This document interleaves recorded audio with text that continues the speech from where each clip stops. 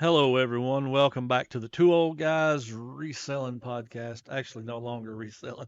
This old guy can't remember what we're called anymore. Two Old Guys Podcast.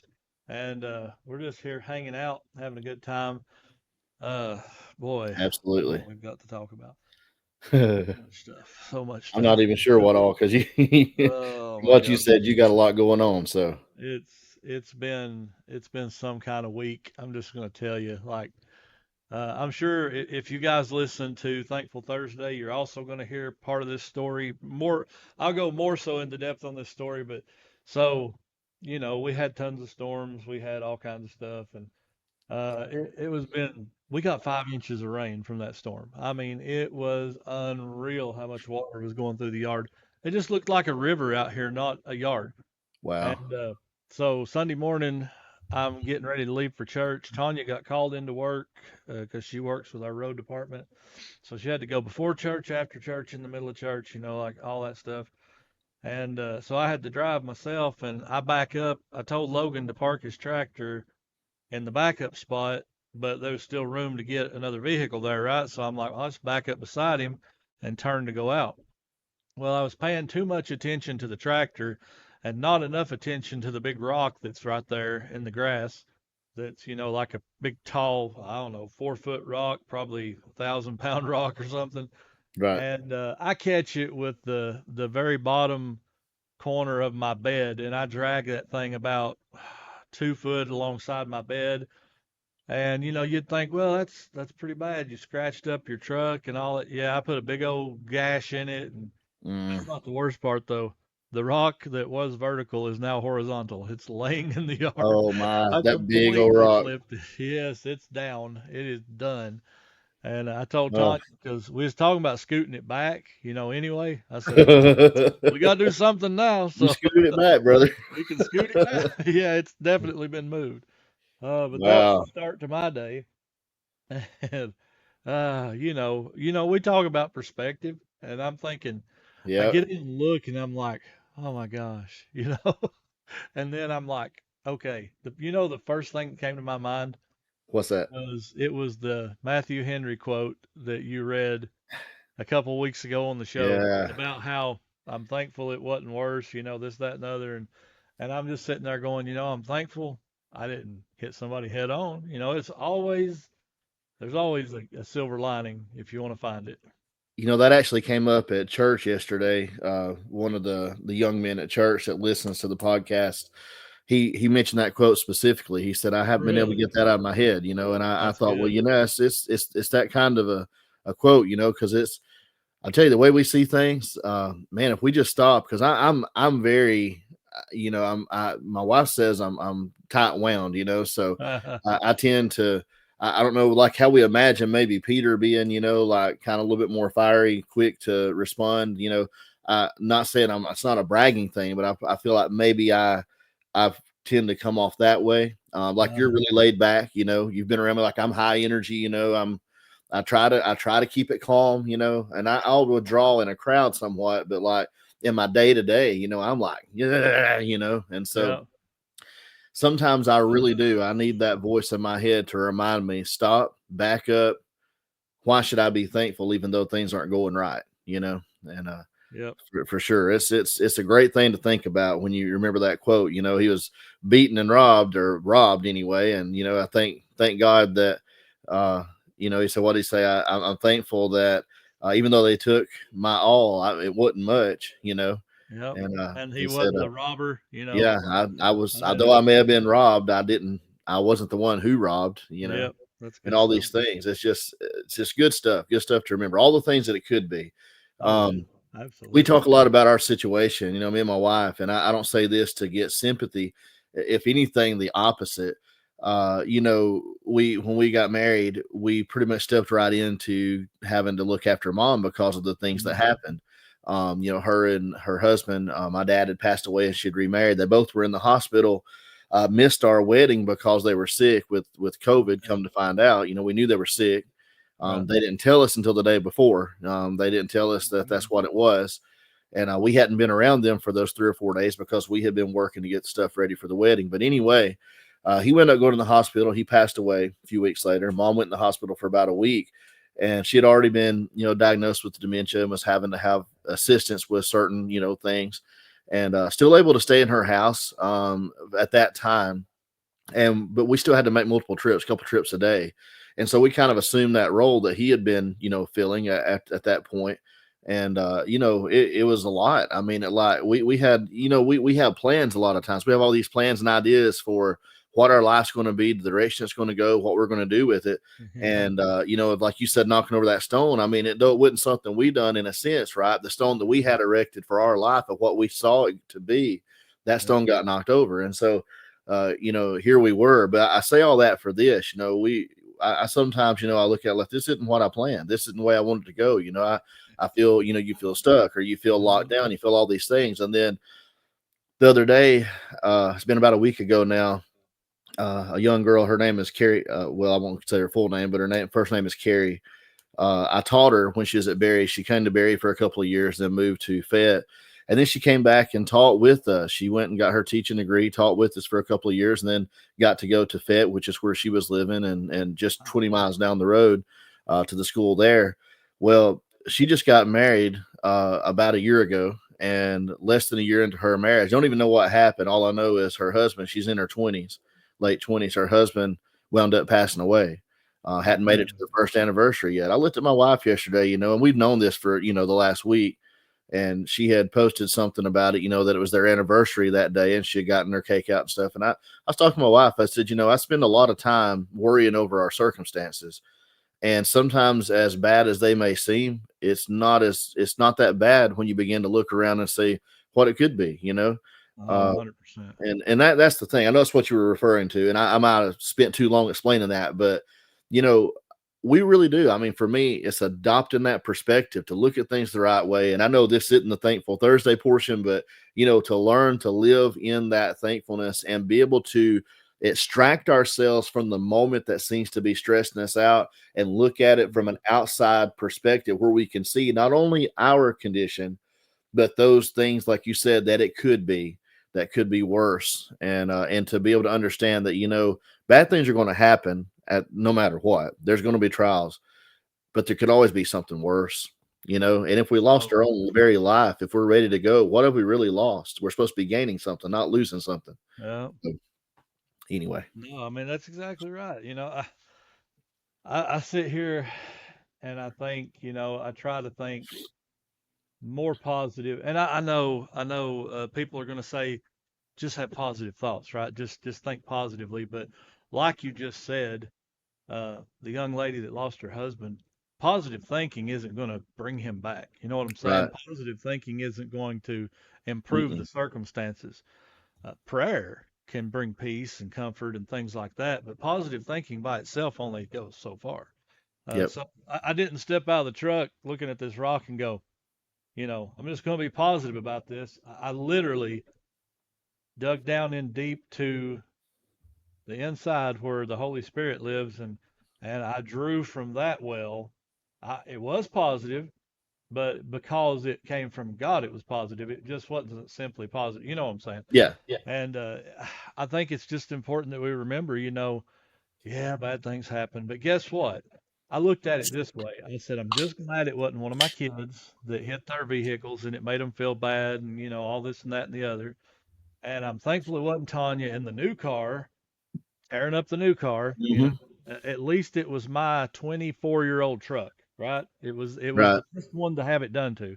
And I told Logan, I'm like, so Logan backed into it a few years ago and kind of scuffed up the side of the bed a little bit. It's not even really that noticeable.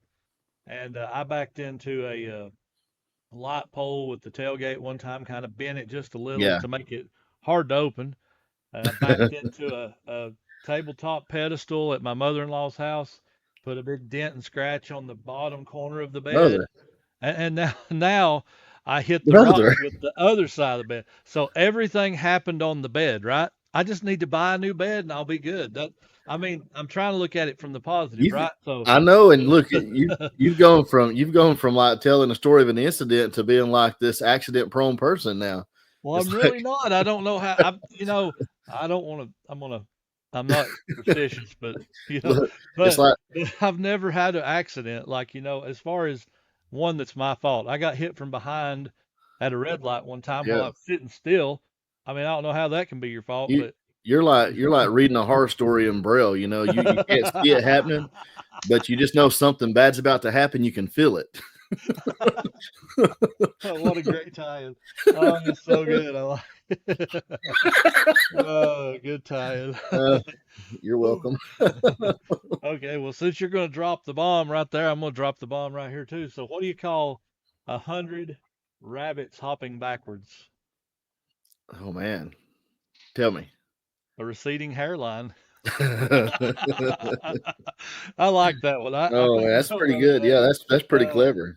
that one, uh, that one made all the kids Here, laugh. I got you another one. I renamed my toilet Jim instead of John. That way, when I tell everybody I go to the gym every morning, they'd be impressed. Oh uh, gosh, all right. it wouldn't take long for them to look at me and figure out I'm a liar. I didn't say I did Oh, anything. yeah. Oh wow. Oh my goodness. Now, Yeah, it's recomposure. it's kind of like last week, on the podcast here. We were talking about what was it, the sourcing, where to find inventory when things are Uh-huh. slowed down or whatever, how to get ahead on inventory, and we had a lot of good input. But Mhm. Chad Wolfman's Goodies, he said, I just run when I run low on things on need to list on eBay. I just go to the neighbor's house and buy more. Which I know what he meant. You go Yeah, down the road to yard sales, but I just thought it was pretty funny. He's gonna knock on the door. Hey, need to buy some stuff. Just had all that's these funny. pictures in my mind. That's funny. Uh last week I went, my wife, her boss's brother came in to where she works and he was talking to her and he's like, "Hey, just kind of the way conversation happens. It wasn't like, hey, you want to buy all this, but it was just natural conversation. And he's talking about this Garfield collection he's got. And like Tanya said, well, we might be interested in buying that. I'll tell my husband he can come out and look at it, yada, yada, yada. And so I did. And he made no bones about it. He wanted $300, right? That Right. he named his price. I never even got to ask him. He just said, "Well, I'm going to get $300 for all of it." I hadn't even seen it yet, Yeah. and I'm like, "Well, at least I know what I'm walking into now." For real. And I didn't know if it was a tote or two or what, but if you can see this stuff here in the side of the picture, these totes sitting here, there's 9 of those size totes, and there's behind me right here, some of it already on the table. I had to clean off to pack. But I bought 9 totes, 2 boxes, there 2 boxes, and a milk crate just plumb packed full of Garfield stuff. Right. So like the stuff I just pointed to right here, not all that. There was a little bit more. Some of it sitting on the edge of that tote. Right. That's just Inesco ceramic figures of Garfield, and they're the better quality ones, the ones that are more like $20, $30 a piece. Most of them, some of them will even shoot up higher than that, but just baseline like $25, right? Right. So everything I pulled out of one box, I had already figured up to be like $500, maybe more, worth of stuff. And that was one Gotcha. box out of 2 boxes, 9 totes, and a milk crate. So I'm like, man, that's awesome. And that was a private pick. I don't do a ton of private picks, but I like doing private picks because that took me I don't know, about an hour, say, round trip, driving out there, driving back, staying there about 20, 30 minutes, about an hour-ish, maybe hour and a half. And I walked away with probably, gosh, I don't know. I really don't know how to value it. I know that I'm going to do well, but I don't know how to value it. Yeah. And I didn't feel bad. A lot of people's going to say, well, you should have gave the guy more. Well, I bought blind. I popped the tote lids and I kind of looked to see what was there, but I didn't get a good, I didn't spend time checking prices, scanning items. I didn't do that stuff. I just bought it. You And know, and honestly, I don't mean this ugly because we talked about integrity. I know last week and I believe in living, a life of integrity. right. But it don't that don't come from making a good deal and making profit. That comes, the integrity or the lack thereof. It's going to start inside. If Yeah. your desire when you go into it is to try to dupe somebody out of money or to try to, that's different. But look, we're out here trying to make a living. We talked about this before. We're trying to make a living, and we can't do this. We can't even pretend to do this if our margins are like Walmart. We No, ain't can't no do it way. because we can't sell that kind of volume. Our Mm-mm. the whole concept of what we do, whether it's online through eBay or if it was done, there's people that just flip stuff and put it back out yard sale style like at flea markets and things. But that whole concept is predicated upon being able to access good inventory at very low prices, so you can still sell it at a low enough price to beat the other offerings that are out there, and make a decent profit. And if you can't make a wide enough margin on a limited number of sales, which most of us have a finite number of sales, then we're not going to be able to last very long, unless we're just doing it as a hobby or a side hustle. So trying to do this more full time and add a significant income to a household. I mean, you've got to think along those matters. It's never about cheating somebody. It's No, just about providing for our family, and if he hadn't sold it to you for $300, if he'd have put it on Facebook, somebody else would have bought it for 300, or would have come and looked at it and said, I can't give you more than 250 or yeah, 200, yeah, and I yeah. mean, so I mean, It is what it that's the way is, it goes. Yeah. I try to tell people. I was telling my former pastor the other day because he called me and they just sold their house and they're moving and he had some books and some Hot Wheels and he just wanted to give them to me and I'm like, well, I'll buy them from you, I don't care to buy them. And oh no, I'm just going to bring them, and you just have to know him. That's the way he is. And I was like, well, I'll still try to pay him, but probably won't work. But I was telling him, kind of the same thing, and he had pretty much the same answer you just had, and it's kind of what I was explaining, and we've talked about too. People don't think about I'm buying all this risk, I'm taking all this time, I'm doing all this work, so on and so forth, and I always tell people, they're like, I need to sell on eBay. I'm like, well, if you want to sell on eBay, there's a difference between selling on eBay and having a full-time eBay business. There's Right. much different. It's a way different than just selling a few things on eBay. And people come in to the building here and they're like, "Man, you got a lot of stuff." And I'm like, "Yeah, we got, right now 1,500 items listed or something like that and more." And it's like, you have to be on it every single day. Like Yeah. I can't just lay in bed every day, I mean, I do, but I'm sitting there thinking Josh just thinks I sit in the bed all day. While you're at the gym, I'm in the bed, okay? Yeah. I'm on the gym. On the gym. Yeah. Oh uh, man. but no, it's funny, because I think there's times, the way we look at this, from a Christian perspective anyway. If in some kind of deal, if I was to buy something next week, and I get it home, I know it's good, but then I get it home and start looking it up, because sometimes you buy something, it's good, but you can't find comps. Yeah. And then when you finally start finding comps, like if I found out, man, this item's worth like $100,000 and I gave $1 for it. I mean, Oh if yeah. God arrests my heart and says, when this thing sells, if it sells for $100,000, you need to go give these people some money, then I'm going to listen to what the Lord is saying to my heart and go Oh, take care of that. 100%. But people that get real critical of resellers, oftentimes they're looking at us buying something like you said for $10 and selling it for 50. Oh, you cheated them, or buying it for Yeah. $3 and selling it for 35. Oh, you just did them wrong. And I'm like, we're not getting rich. I mean, at the end of the No. year, we're still just making ends meet, if that, a lot of us, Yeah. I don't know. I know they're out there, but I'm saying like within our circle, I don't know a whole lot of resellers in our circle that we know, which is pretty big, that clear, anything close to 6 figures of actual like profit. They may It's be hard. grossing 6 figures, or more. Yeah. But I mean, if you gross, for most people, if they gross close to $100,000 in sales, they're going to be lucky to get $50,000 of bring home money at the end of Yep. it. When you eliminate Yeah. all costs, all taxes.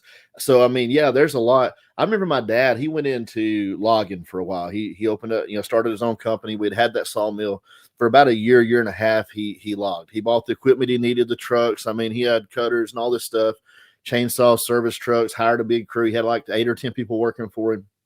And my dad grossed over $1 million in that first year that he logged. He grossed over $1 million. He didn't make anything. People Yep. thought he was lying. Like after a Yep. year and a half of breaking even and living off his retirement check from the military, but that was the money that was coming in. He'd get a little bit ahead and a motor would go out in the cutter. He'd get a little bit ahead. And that's not to say there's not money to be made in businesses like that, but dad was new into it. And when he realized, look, I've got to make so much to really come out to a decent profit. Like Yep. he'd had to make twice that much in a year with the bills that he had and the crew that he had to actually be able to profit enough to make it really worth doing. Yeah. And it was a struggle, man. So he sold out everything. It was at the end of it, it took all he could do to keep from going upside down and facing a bankruptcy when he decided this isn't for me. And that's why I say there's a big gap between a number that people sometimes see like, oh, this gross sales or this gross amount came in, and then what you actually have to live on. And anybody that pays attention to their own taxes should know this, because the gross number and the net number, two totally different things. Yeah, I was talking to my air conditioning people that done the work here, and they had a similar situation. They got 4 or 5 employees, whatever, and she was telling me, yeah, people think the same thing. Kind of, they cleared 600,000, and she's like, people look at that and they're like, wow, you made 600,000. Oh no, no. Yeah. She said at the end of the day, John might as well go ahead and get a job, and just go to work 8 hours a day, because making $40,000 a year probably. And I'm like, that's the nature of the beast, Yeah. and it's just tough. And people look at it, and you've got to consider the whole picture. Yep. And I know right now I could give a very close estimate. It would take me probably $250,000 a year, because you're going into another tax bracket, and just the beast of the business changes, and it takes more stuff. And I'm thinking it would take 250,000 for me to comfortably clear 100,000 a year. And I Yeah. don't do nothing close. I think Right. my best year yet was like 85,000. So, that's what, 45-ish, 43,000, something like that. Mhm. And that, to me, that's good money. I'm comfortable with Oh, that. sure. That's fine. But if I want to grow it to a place, as we're talking, it's just, man, it's hard. It's very hard for a one person operation to get something. I mean, it's not impossible, but it turns into more than 40 hours a week, just obviously. Right. And I'm not a 100% one man. Tanya's out here every time she can be out here taking pictures, doing stuff like that. So, I mean, it's tough, even with 1.5 people, to Well, it's get in a good close. comparison, and I know not everybody pays attention to numbers, and some people may not be, intrigued by this conversation, Mhm. but like before I resigned my teaching job, the last year that I taught, we had gotten, they had did a pay scale realignment. And so I'd been teaching 18 years, and the way it used to work in Alabama was you work 3 years, it was like a 1% raise per year, like cost of living, if they didn't pass something separate in the legislature. But like you'd work your first 3 years, you get your 4th year contract, and then that raise goes into effect. So even though technically you're earning 1% every year, you don't get that until after you finish every 3 years. So that's when it kick in. So you got 3% at a time, like on your 4, and then you do 4, 5, 6 on your 7, you get your second one, right? It went like that. And like I said, every now and then they'd pass a cost of living raise outside of that. We were blessed to have some of those along the way. But when they did the realignment, they were trying to adjust the pay scale to look more similar to the teaching pay scales in other states, to where, as you move over time, instead of having it, over 3 years, and, it just adjusted the top out pay too. So I got, a pretty significant raise. It was like $7,000, like all at once. So for the first time ever, I hit $60,000 for my gross. That was my contract, my contract. Mm-hmm. And I can't remember now exactly off the top of my head. It seems like it was still 26 something a month, 2,600. But that I actually brought home. Mm-hmm. So I'm saying if you then take that number and you multiply that, you get 12 checks. I mean, I was on a monthly pay.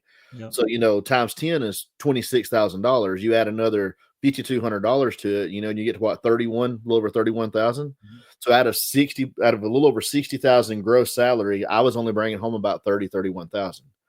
So like when you said what you did, that's still almost $10,000 more than I would have brought home teaching. Yep. Now, that's not to say we make a lot of money. That's not the point. The point is, even when I don't have the overhead, the cost of goods, and having to do all this other stuff that comes into running a business, buying supplies, I didn't have that out of pocket as a teacher. All I had was go to work. The government, the state government had to pay for the light bills and had to pay for the facilities and all the overhead. They gave us money for our supplies and stuff like that. we have to supply all that now. So all that's overhead plus the cost of the goods and all this stuff. I mean, but even at that, it was still barely 50%, Yeah. of what I earned actually came into the house, maybe 50%. So, and I mean, people get real technical. Yeah, I had insurance. So yeah, that does kind of pay me. Yeah, there was some retirement stuff.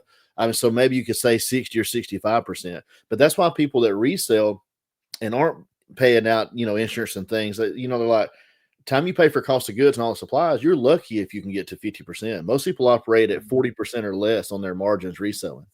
So, if they sell $100,000 in goods, they might have 40,000 that comes in as net income at the end of the year.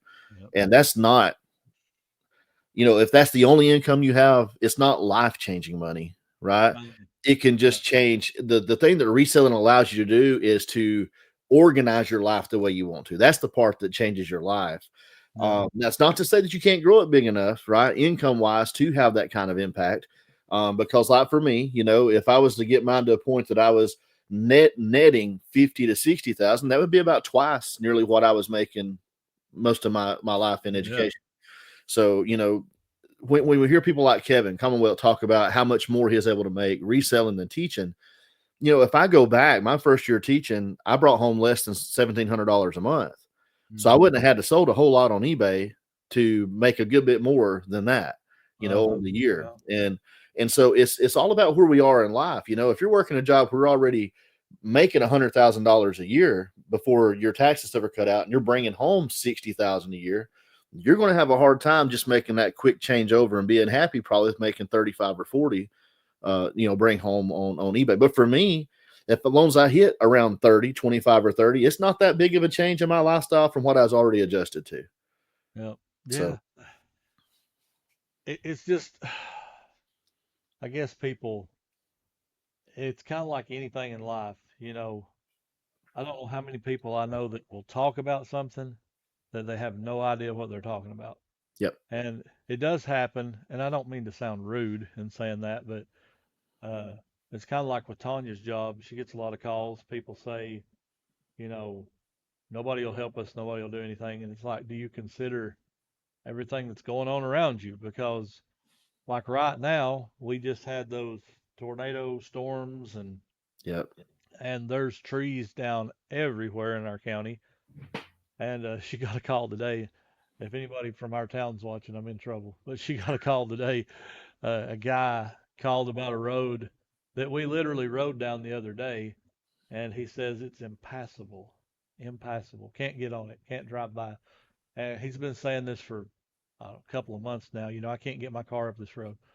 So we take her car up this road, and I mean, there's some potholes and, few rough spots, but it's far from impassable, So I just I look at it and I'm like, yeah, there are inconveniences of life, but I'm thankful that the things I do have to deal with are still minor. They're not Right.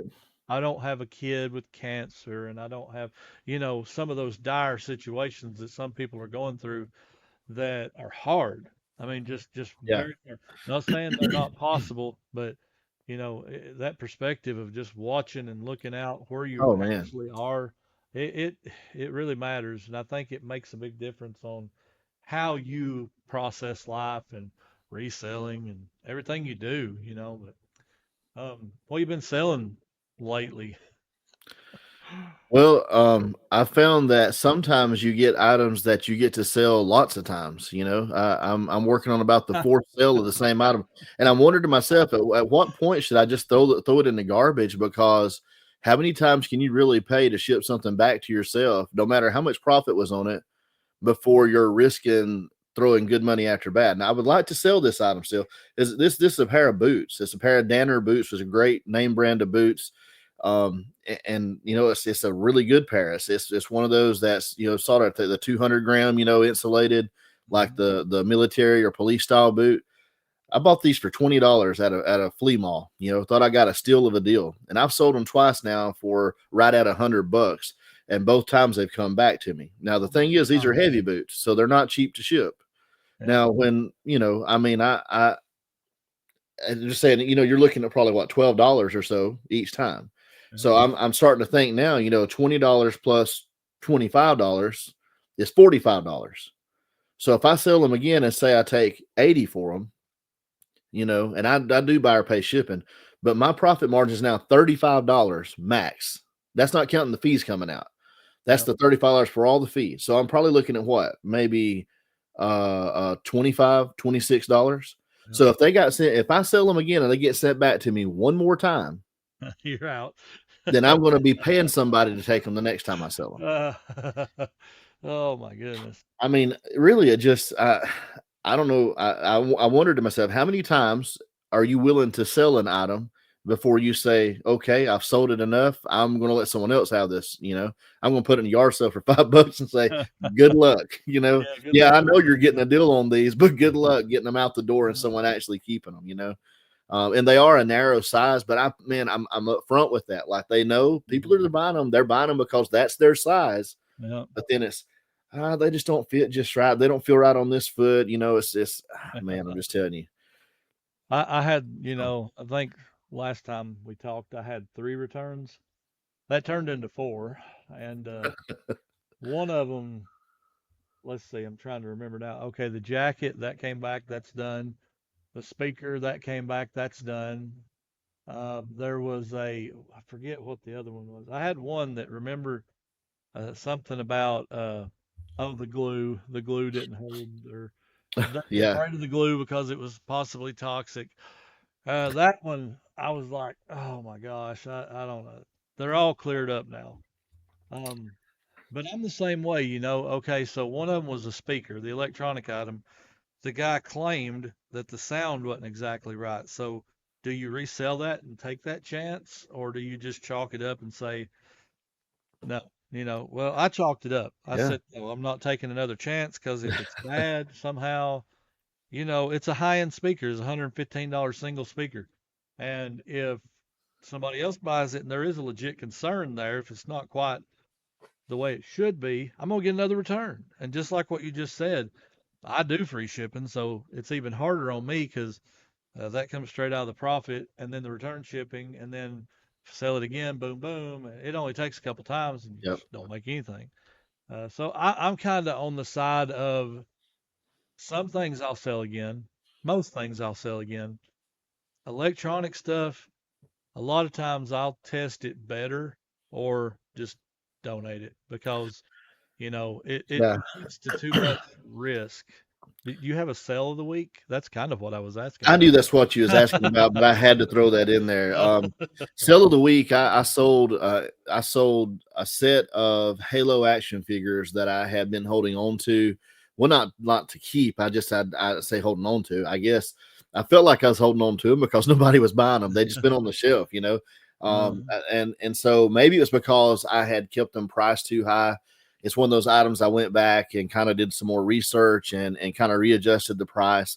And I wound up taking an offer of $90 for 6 of them. I bought them like retail arbitrage, and I think it was less than $10 each. So I still made a decent profit on them. I mean, retail arbitrage, a lot of times you don't make the same profit margins, but these were brand new in the package. It was super easy to ship. I just dropped them down. They fit in, I think it was 11 by 14 box, real snug. I had to put very little packing materials in. So, I also sold a vintage Nike puffer jacket. It's probably mid 90s or something like that. It's like the quarter zip, but one of those big, like frumpy ones. It was like a navy blue, or not navy blue, maybe like royal blue and black.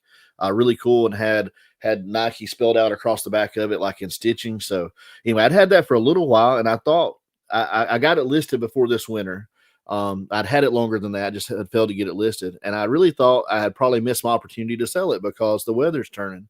But here, not quite spring, but coming up on spring, I got a buyer for it at $55. And so no out of this world sales, this time around.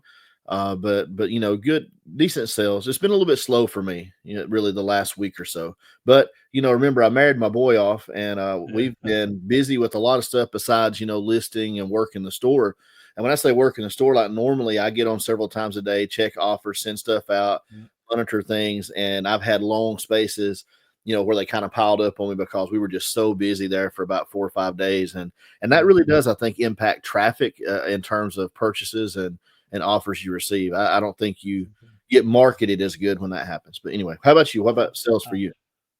I had some good ones. We I got a couple of messages, and I might be wrong, but I just didn't have time. It's been so busy, but a person messaged me wanting to see this inflatable snowman, right? They wanted to Mhm. see it up, and it's 6 foot tall. It's a big one, so it takes a little time to set those up and get them checked out. Pictures outside. I mean, because you can't set them up in here. You got to take them outside and do all that. Mhm. And they're asking questions like, "Is it in good condition?" Yes. I'm answering all these questions, and well, how was it stored?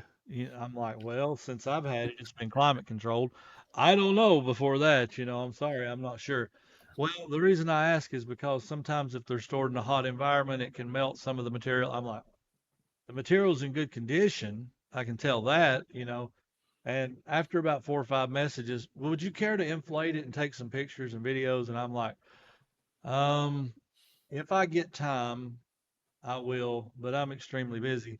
And I have been extremely busy. Like I mean, that was going to take probably a good hour to retrieve it, take it outside, set it up, take the pictures, take it all back down, pack it all back up, put it all back up, come send the videos, pictures, and all for possibly nothing. So I didn't take the pictures. Well, uh, because this guy, and I really believe this works sometimes, you do get more attention with messaging. I think activity, period, Oh brings more yeah. eyeballs. But the next day, that guy declined to buy it because I didn't take the video or whatever. And but somebody else come in and bought it next day. So I'm like, you know, I mean, I don't, I do like to satisfy my customers' requests if I possibly can, but when it is like something that's really, really time invasive and all that, sometimes you just have to say no. But that was a good sale. I mean, it was a pretty good sale for me. Um, Tanya had pointed out this Viking roaster pan at a yard Mhm. sale last year. She said, you might want to check on that. That's probably pretty Yep. good. So I went back and the guy wanted 25 bucks and I'm like, I'm really bad about not looking stuff up. And I'm like, are you firm on your price? Yeah. I mean, he was really firm on his price. So I went ahead and I bought it, didn't take the chance. Well, it was a good buy. It was $144. Yeah. I mean, it was a really good pan. Viking is commercial grade, Yeah, they make ovens, and cook surfaces, and right. they're really, really high dollar commercial grade level I now stuff. know this. I now know this. Yeah. I didn't at the time, but You, yeah, you this know was me, I pretty know good. too much. There's too many things swirling around up there. It makes it hard to operate sometimes. Uh, Yeah. I'm Tanya like an saw. old computer that needs a graphics card update sometimes, there's so much in there. It's like Yeah. I'm stuck, Ping, you know. ping, Yeah. ding, ding. So I Just got a like that question all the about time. the inflatable. You may, unless you had something else, another sale No, you go was going to go ahead. over. Go ahead. So you don't normally test those before you sell them anyway? Like Depends. to Depends. If me, it's see, to me, that'd be like selling a VCR without testing it and not listing it as like parts or untested. Mhm. Because like if the motor is bad, the blower Right. motor, or if it has a hole in it and won't inflate, it's like a Yeah. guaranteed, return Oh, INAD. absolutely. Oh, no So doubt. they're It not depends fun to on. test, no doubt. But I don't really like testing the VCRs either. And I was No, I thinking shouldn't about that either. when you said electronics. I've got two or three that I've let accumulate over the last couple of years. Two or not like tons of them because I don't buy a lot of VCRs, but I've got two or three that are sitting here that I've sold and that were returned. That when I sold them, when I tested them, they tested fine, everything worked. Yeah. And Yeah. then when they got there, I mean, it was evidence they had taken it out of the pack, and Yeah. everything and unpacked it. They said that it ate their tape or it wouldn't work or whatever, it wouldn't play right. And so I'm kind of with you on that. Like in my mind, I've thought all along that, well, maybe I will get them back out, get them back in the series next time I do a round of testing Yeah. and put something in and let it play for like 30 minutes. So then I'm thinking, unless I'm standing in the room 30 minutes of my time watching, a movie or cartoon that I don't want to see three times, that's an hour and a half to possibly prove that they're okay, or Yeah. maybe to find out. And maybe it wouldn't take that long. I don't know, but I'm saying, how long do you let it play to feel confident enough to once again put it up for sale? And I mean, like one of them's $100 Yeah. it's a really good one. It's one of the $100 ones. So I mean, it's like Yep. there's plenty of money still to be made profit wise if it were to resell. But one that you paid $7 for, $6 for a yard sale, and it winds up being a $35 sale. Is it worth the risk a second time? On that, because now I don't think you're so. out what, nearly $20. Time you factor in shipping that you've lost plus the cost of the item, you're not going to make any profit if you sell it again anyway. Really, I mean, No, and I'm kind of like that too. I've scaled back on bigger items. Not saying if I find it's Mitsubishi, I think that's the really good, or Magnavox Magnavox maybe, is really good. the DVD VCR recorder, whatever. If I find them, I also go by the visibility test. Like if it's dinged up, scratched up, beat up a little bit, even moderately, I'll usually pass. Because around here, people have kind of figured it out. They'll ask $20 for it, and it be beat up and dinged up, no Mhm. remote. And then you got an $80 player, $20, probably not going to work. So I'll pass those by. But if I find one that's like in good shape and everything for $20, I'll take that chance, come home. I don't do a 30-minute check. I'll throw a tape in it, let it play for a couple minutes. If it plays that tape, I'm good. At the end of the day, there's always a possibility that this 30-year-old VCR could go bad from a little bit of excess heat or Mhm. whatever on the way even. I know that's possible. It just happens. So, I mean, you can overkill it, you can underkill it, you can do nothing and hope for the best. I mean, people do it every which way. Yeah. I do try to make sure those things operate. I've actually, tested a few and ruined a tape. Like, it'll just Yeah. and it's gone. And Yep. I've lost a couple of different parts of money that way, but like I said, I have probably scaled back 75% on big stuff. That's not to say that if I find a DVD player, VCR that's worth $100, I'm not going to buy it. I'm probably going to buy it. But for instance, I think I told you about the welding gun. I sold that this week too, which was $250. But um, it's a no-brainer because that thing was new in the packaging. Like, Right. if there's something wrong with that, it came out of the factory bad. So the chances are it's good. Like the chances are good that it's going to be fine. So I don't worry as much about something like that as I do something that's used and wore out looking. But Right. I mean, you kind of develop that instinct too. You learn things to look for, so on and so forth. Yep. Absolutely. I mean, and I'm, to be honest, a lot of times, even with the scratches and stuff, it depends a lot for me on the price they're asking Yeah. and what the potential profit is. I Yep. mean, if I'm almost at the point with VCRs. If it's $5 and it's just a $30, $35, I'm I not walk interested. No away. way. It's going to have to be at least 75 or more, to kind of make it worth, or say 75, over 50. Let's say Yep. over 50. It's going to have to be over 50. If it's a $75 one and it's scratched up, but they only want $5 for it, sometimes I'll, like I'm a Yeah. little more likely to kind of gamble on that, so to speak, because the truth is, if you buy three of those at $5 and hit on one of them, you're going to make profit. And most Oh of the yeah. ones that sell for $75 or more will sell for parts for at least 25 or 30. So Yep. if you're only $5 in, even though you don't want to list a bunch of those types of items that are bulky and all that don't work, you're looking for the bigger scores on those. You're still not risking as much because you can generally get your money. But if your best case scenario is $30 with it working, 30, 35 working great, and it's a slow sell through on top of that oftentimes. I mean, Yep. but man, look, the high end, like you said, the Magnavox is just a good staple, like it's a good level. But you know, the higher end Sony, some of those last ones that were made, Sony's, Toshiba, I think, is another good one that you can find Mhm. sometimes. The higher end ones, they can be really good money. Even you, some of Oh them yeah. sell for $150. If they're Yeah. really high, the ones that are great for transferring, to DVD, especially. And I mean, I've had them buy their services. They'll tell me in their they'll send a question, a question or two. Yeah. They're like, "Look, I do this. This is part of my living. I transfer video. Have you Yeah. tested this? Do you know for a fact both sides work?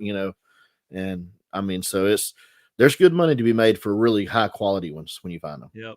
Oh yeah. And I look at too, like if it's a bulky item, how much room is this going to take up? If it's that Right. $35 VCR, probably not worth it. That's just me. But Absolutely. I'll read a comment before we head out today. You got yours already. You snuck up on me with everything today, but I'll just read this Yeah. one. Reality Smacks You said, great title. Speaking of last week's show, which that title was, it's the most wonderful time of the year, yard sale Yeah, season, yeah. right? And he said, great title. I've been thinking that same thing, yard sales soon. And I was looking yesterday. The one we go to in Watertown is coming up in May. No, April.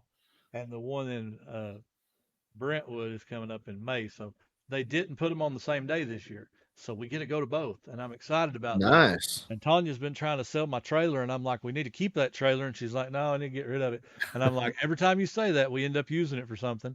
And she bought a couch the other day. And now the yard sales are back. So maybe I get to keep my trailer. We'll Hey, find out. We will find out. Any last words before we head out? I don't think so. I think we've about covered all the bases today. All the We, bases. we actually had reselling talk. How about that? It was Quite a bit. mostly reselling talk. What's wrong with People are us? going to tune us out now. They're not going. We raise their expectations. We tell them they're getting everything, and then they just get 35 minutes out of 45 that's about reselling. I go to the buffet and all I get's eggs. Yeah, I some mean, bacon. we tricked them though. That first 7 minutes, it seemed like they was on the wrong episode, But Yeah, after that's that, it's like went reselling. Bye. Yeah. Oh, Oh yeah. well, What are we here for today? Yeah. what's up? All right. Well, thank you guys for tuning in. We appreciate you. Hit that subscribe, like, thumbs up, personalized bell, whatever all that stuff is. Please and do. Follow along on this journey. And we will see you guys soon. Right now, we're two old guys. We're out. Out. See you guys. Bye, guys.